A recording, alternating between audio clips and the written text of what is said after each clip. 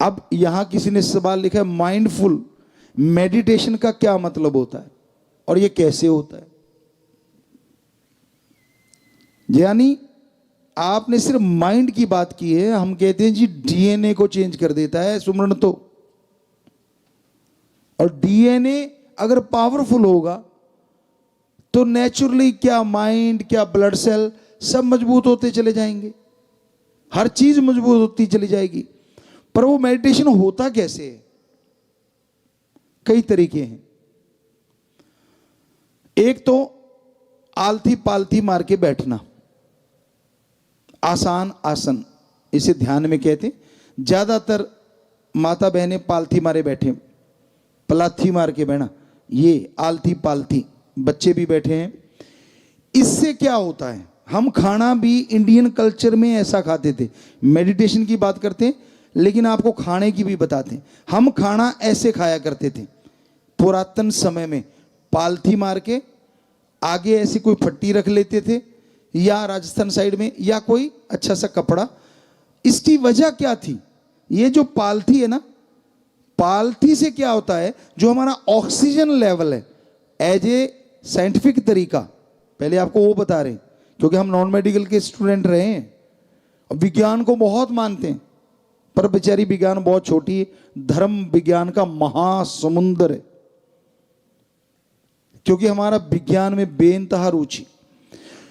तो होता क्या है, जैसे हम आलती पालती मारते हैं, हमारा ऑक्सीजन लेवल नीचे से, क्योंकि ऐसा करने से ब्लॉक हो जाता है, मतलब कम हो जाता है ऑक्सीजन लेवल, और रह जाता है कहां, ऊपर की साइड, ये नाभि से लेके ये वाली साइड ऊपर। और खाना कहां आता है, खाने के बाद इधर ही आता है। और ऑक्सीजन क्या करती है, आपका हाजमा दुरुस्त कर देती है। ज्यादा ऑक्सीजन जब यहां घूमती है तो खाना दुरुस्त होगा, बहुत सारी गैस या बीमारियां ऐसी उनसे बच जाते हैं। अब आगे बात मेडिटेशन की, ये तो खाने का, कि हमारी विधि कोई भी पुरानी खराब नहीं थी, खराब तो कर दी विदेशी कल्चर ने। ऐसी ऐसी टाइट पैंटे पहने बैठे हैं बच्चे, उनसे पालती नहीं बज रही, बज गई तो नीचे से चर्र की आवाज कब आ जाए क्या पता।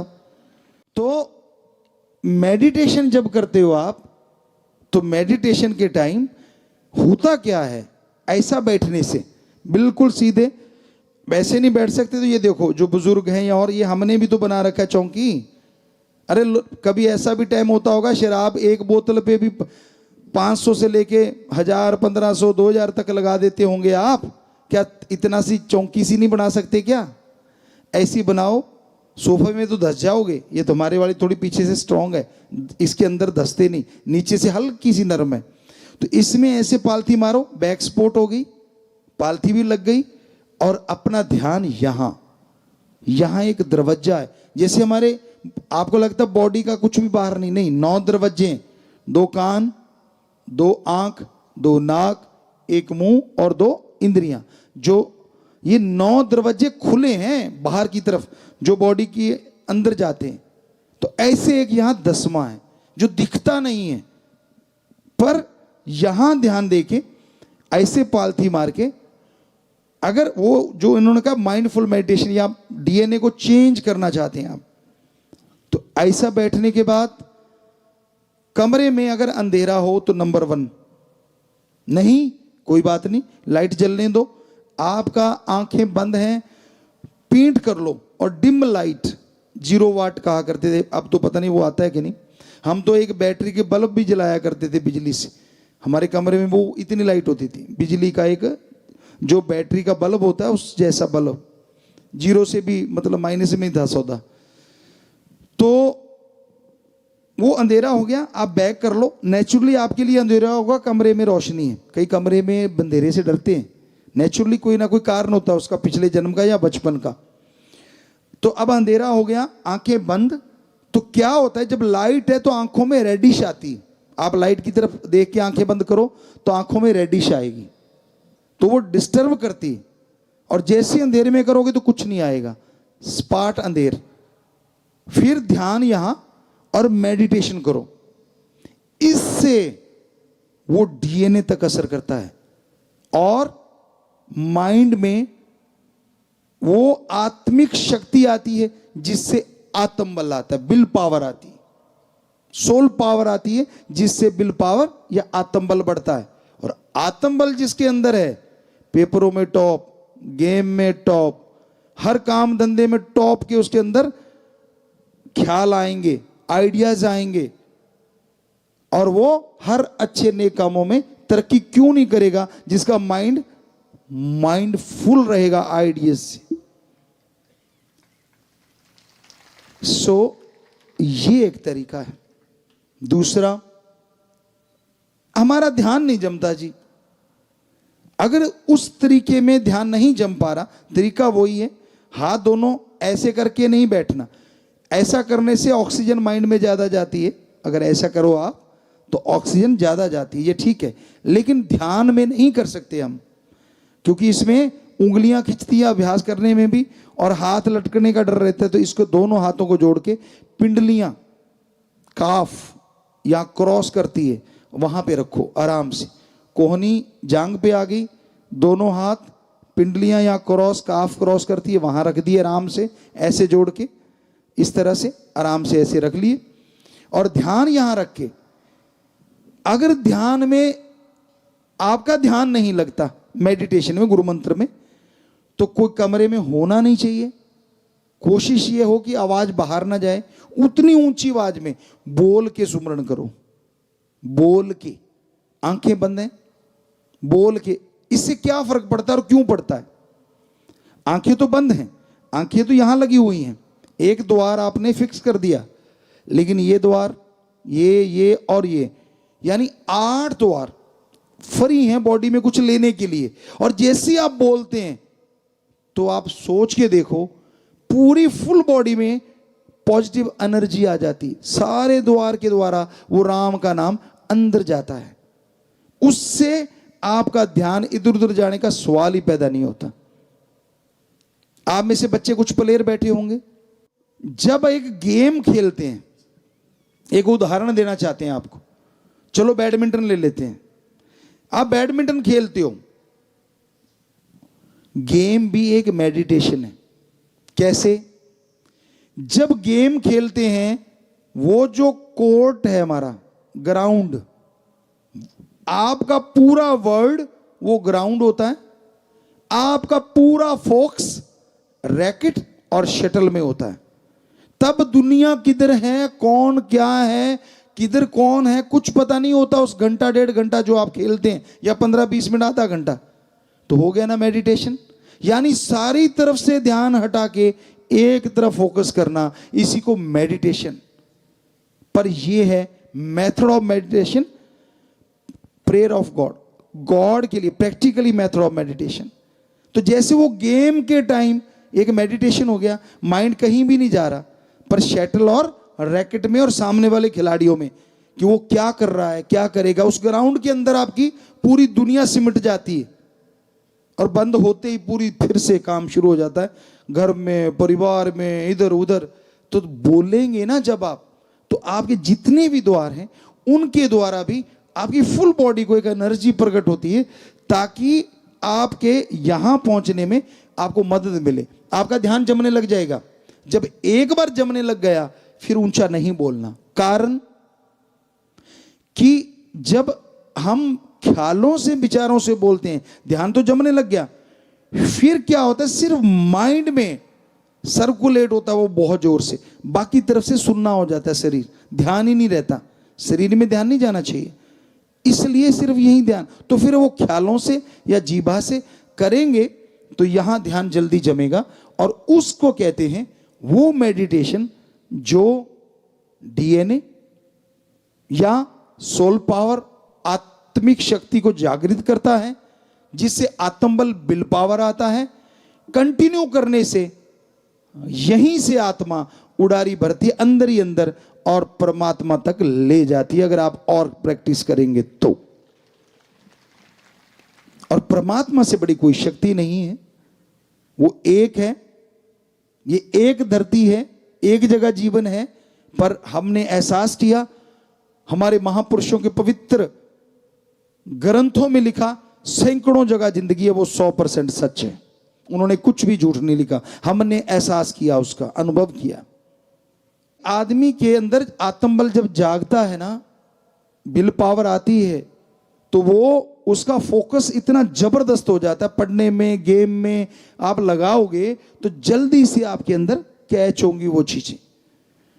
तो इसलिए भाई ये चीज अभी पूछी गई, दोनों बातों पे हमने आपको बताया कि कैसे अपने आप को फोकस करना है, किस तरह से फोकस किया जा सकता है, और कितनी हाई स्पीड कैमरों की होती है। लेकिन आंखों की स्पीड देखिए आप, कैमरा चलाते हैं हम, कुदरत की अगर बात करें, कैमरा चलाते हैं, लेंस बदलने पड़ते हैं। अब 8R उसको बोल देते हैं, छोटा लेंस होता है, बड़े होते हैं 350, इससे भी बड़े होते हैं, और भी लेंस आ गए हैं, चंद्रमा तक को क्लोज कर दिया जाता है। लेंस बड़े बड़े आ रहे, तारों तक की गणना करने के लिए भी लेंस हैं। लेकिन ये जो हमारी आंखें हैं ना, लगभग जो हमने विज्ञान में हमें पक्का ख्याल में 576 मेगापिक्सल होती हैं, और एक पिक्सल में शायद 10 लाख, एक मेगापिक्सल में 10 लाख में भी पिक्सल होते हैं। एक मेगापिक्सल में 10 लाख पिक्सल होते हैं, और हमारी 576 लगभग कि 576 के आसपास हमारी मेगापिक्सल आंखें होती हैं। पर एक हैरानीजनक, जिसे कोई साइंटिस्ट नहीं बना सकता, 1 सेकंड में हम चांद देखते हैं, सेकंड की उसी हिस्से में, अभी सेकंड पूरा नहीं हुआ, हम अपने हथेली की लकीरें देख सकते हैं ऐसे करके। इतना फोकस एकदम इम्पॉसिबल, आज तक कोई कैमरा नहीं बना, कोई लेंस नहीं बना जो एकदम चंद्रमा को देखे और हाथ की छोटी लकीरें भी देख ले। आप देखो, चेक करके दूर निगाह मारो और फिर उंगली हाथ देखो, लकीरें दिखेंगी। जिसकी निगाह 6x6 है, चश्मे वाले भी देख सकते हैं, वो चश्मे से देख सकते हैं। क्यों गड़बड़ कर ली, खान पीने में चक्कर डाल लिया तो इसलिए गड़बड़ हो गई। पर ये 100% सच है, कोई कैमरा आज तक वर्ल्ड का ना तो बना और ना कभी बनेगा, क्योंकि इतिहास में कभी ऐसा हुआ ही नहीं। तो हमारी ये आंखें हैं ना गजब। इसलिए वो पिक्सल की हम आपको बात सुनाते, फ्रेम की, कि क्या गजब हैं हम, और वो कैसा होगा, उस हर फ्रेम की वो खबर रखता है ना कमाल की बात। एक है खरबों लोगों को सृष्टि अगर जोड़ दें तो पता नहीं, शंख पद्म नील, एक संख्या आज के बच्चों को तो पता ही नहीं होगा, हिंदी भाषा में ये सिखाया जाता था। कहने का मतलब वहां तक भी अगर आपके बन जाएंगे ना 1 सेकंड में पिक्सल, वो तब भी खबर रखेगा। दूसरी बात, अगर इतनी सृष्टि है और वो फिर भी सबकी खबर रखता है एक होते हुए भी, तो वो कैसा है यार, देखने की इच्छा नहीं होती। क्या क्या सिस्टम है उसके पास, थोड़ा सा कैमरे में सिस्टम फिट कर दिया, बटन में कुछ लगा लिया, पेन में बना लिया, पता नहीं क्या क्या, और सोचता पता नहीं क्या कर दिया। अरे जो मर्जी बना लो, आप एक आंख बना के दिखा दो जो इतनी जल्दी फोकस करती हो। बाकी शरीर की बात छोड़ो, आप एक ऐसा लेंस बना के दिखाओ, में है तो हम चैलेंज करते, दिखाओ कहां है। 1 सेकंड के उसी हिस्से में चंद्रमा देखेगा और उसी हिस्से में ये लकीरें देख लेता है। मतलब क्या गजब का ऑटो फोकस है। इतनी देर तो आपका हाथ ही नहीं चलेगा, सेकंड तो हाथ ही लगा देगा लाने में, तो फिर भी वो सबकी खबर रखता है। तो उस तक जाया जा सकता है इस मेडिटेशन से, ये है उसकी कुंजी। पहले जब हम पढ़ा करते थे ना, कई बच्चे कुंजी लाते थे, हम लोग उसको अच्छा नहीं समझा करते थे, बुरा ना मनाना, आजकल कोई और नाम हो गया होगा। यानी एक किताब के क्वेश्चनों की कुंजी, उसे कुंजी बोलते थे हिंदी में, कि वो जितने क्वेश्चन है वो क्वेश्चन होते थे, उसके नीचे आंसर होते थे। बजाय किताब पढ़ने के वो पढ़ लो, इस चैप्टर के ये क्वेश्चन बनते हैं, इसके ये बनते हैं, उसको कुंजी कहते थे। तो जो वो लाता था तो बड़ा अजीब लगता था यार ये। और ट्यूशन वाले को तो बुरा ना मनाना, बच्चों पढ़ो आप ट्यूशन, हम तो ट्यूटर कह के थोड़ा सा मजाक उड़ाया करते थे कि यार ये तो कुछ बात नहीं बनी है, अपना माइंड तो यूज करता ही नहीं। और टीचर भी तब, आज भी अच्छे हैं, हम नहीं कहते कि बुरे हैं, बहुत ही बढ़िया, इतनी इतनी मेरिट आना गजब है। पर हमारे टाइम की हम बात करते हैं कि बच्चों को ये होता था कि कोई भी सवाल अगर नहीं आता तो पूछ सकते हैं, कोई भी सवाल, ये नहीं कि इतना का लेक्चर तैयार करके आए हैं। ये हम अपने टाइम की बात कर रहे हैं, लगभग 80 की कर लो आप या 73 की बात कर लो। तो वो सवाल पूछा करते थे। एक साइकिलिंग ऑर्डर होता है नॉन मेडिकल में, मैथमेटिक्स में साइकिलिंग ऑर्डर क्वेश्चन होते हैं, जो मैथ के होंगे बच्चे वो जानते हैं। तो एक ऐसा सवाल था हमारे बुक में, आपको अपनी बात सुनाते हैं, ये आप पढ़ने की बात आ गई, पहले गेम की बात थी। सो बेपरवाह जी ने जो ख्याल दिया, जैसे हैं हम उन्होंने बनाए, तो वो सवाल हमने करके देखा, वो साइकिलिंग ऑर्डर में नहीं आ रहा था। तो बड़ा अजीब लगा कि यार ये साइकिलिंग ऑर्डर में नहीं आ रहा। तो टीचर पढ़ाने आए मैथ वाले, उनको बोला सर इस चैप्टर का ये सवाल साइकिलिंग ऑर्डर में फिट नहीं बैठ रहा। कहते ऐसे कैसे, अभी करता हूँ। अब हम बच्चे थे उस टाइम, हमारे ख्याल से 10 नॉन मेडिकल में। तो उन्होंने शुरू कर दिया पढ़ाना, और जैसे लिखना शुरू किया बोर्ड पे, लिखते गए नीचे कुछ और ही हो गया, वो साइकिलिंग ऑर्डर में नहीं आया। कहता पूरा ध्यान दिया, काफी देर मत्था मारता रहा। कहता मैं कल को बताऊंगा। कहता आज ना मेरा थोड़ा मूड थोड़ा कहीं और है। वो गए बेचारे, वो बाई चांस हमारे पास ही रहते थे, घर में कमरा एक था अलग से, तो परिवार समेत रहते थे। तो वो करते रहे। जब अगले दिन सुबह स्कूल जाने लगे, इकट्ठे ही जाते थे लगभग। कहता यार फिर से मत पूछ लेना। मैंने कहा क्यों? कहता नहीं आया मुझे। हमने कहा जी फिर क्या हुआ? कहते यार सारी रात लगा रहा मैं, क्या एक बच्चे ने सवाल पूछा है, ये क्यों नहीं आ रहा साइकिलिंग ऑर्डर में। हमने कहा जी ठीक है, फिर आपके बस की बात नहीं तो प्रिंसिपल के पास चले गए। बाई चांस वो भी नॉन मेडिकल के ही थे। तो जब उनके पास गए, तो अब हमें नाम थोड़ा सा, मित्तल शायद उनके पीछे था कुछ, तो उनको बोला कि जी ये सवाल हमारा साइकिलिंग ऑर्डर में फिट नहीं बैठ रहा। कहते ले बात ही कुछ नहीं, अभी करता हूँ, लाओ। हम कागज में शुरू हो गए और एंड पॉइंट पे कहते ऐसा है बेटा, मेरा काम और भी काफ़ी है आज, मैं मतलब इतना जल्दी मैं कह बैठा, कल को बताऊंगा। हमने कहा जी कोई बात नहीं, कल भी आ जाएगा। उसको पता था, वो भी रात भर लगे रहे। साइंस वाले थोड़े से सनकी भी होते हैं, जो लग गया तो फिर लग ही गया। बच्चे कहते हैं ऐसा, होते नहीं। हमारे एज ए गुरु हम नहीं कहते कि होते हैं, पर क्योंकि वो एक तरफ लग जाते हैं। तो अगले दिन जब फिर हम उनके पास पहुंचे, तो उन्होंने दूर से देख लिया, भी आ गया। कहते बेटा मैंने अजमेर बोर्ड में तेरा सवाल भेज दिया है, वो जाएगा डाक के द्वारा, फिर वो आएगा तब बताऊंगा। भाई मेरे हाथ खड़े हैं, मेरे को नहीं आता। हमने कहा जी ठीक है। अब 15-20 दिन गुजरे, तो उन्होंने हमें बुला लिया कि आजा। कहते मैं देखना चाहता, आप आए हो? जी। कहता कोई बात नहीं, आप प्रेयर में बात करते हैं। अब प्रेयर में बात करी, और वहाँ टीचर थे, सारे थे। तो कहता भाई ये लड़का क्या कमाल का है, इसने एक सवाल निकाला साइकिलिंग ऑर्डर का, मैथ का, और वो ना टीचर से ना मेरे से किसी से नहीं हुआ। मैंने वहाँ भेजा, और वहां से ये लिख के आया है कि ये छपने में गलती है, ये बुक में गलत छपा हुआ है। हमने कहा जी अगर यही ऐसा ही आ जाता तो हम क्या करते, क्योंकि इसका अगर हम जवाब कैसे देते। तो फिर उन्होंने बताया कि देखो ये बच्चा भी है जिसने बाल की खाल निकाल दी, जो हम लोग नहीं, क्या लिखने वाले, बुक लिखने वालों के बाद उसको चेकिंग की जाती है, बड़े बड़े प्रोफेसर या करते हैं, कहते वो नहीं निकाल पे, ये इसने निकाल दी। गजब, उसने हमें शाबाशी दी सबके सामने। सो कहने का मतलब, आदमी के अंदर अगर विल पावर है, आत्मिक शक्तियां हैं, तो ये चीजें होती है। क्योंकि हमने बचपन में 5 साल की उम्र में या 6 साल की उम्र में गुरुमंत्र ले लिया था। 73 का कह लो, 72 का कह लो, वो बोलने में लिखने में 73 का कह दिया, तो इसका मतलब वो सच है। टाइम वही था, साल इधर उधर में कोई फर्क नहीं पड़ता। हम तो यही कहते होते हमेशा से 72-73, क्योंकि बहुत छोटे थे, 5 या 6 साल के।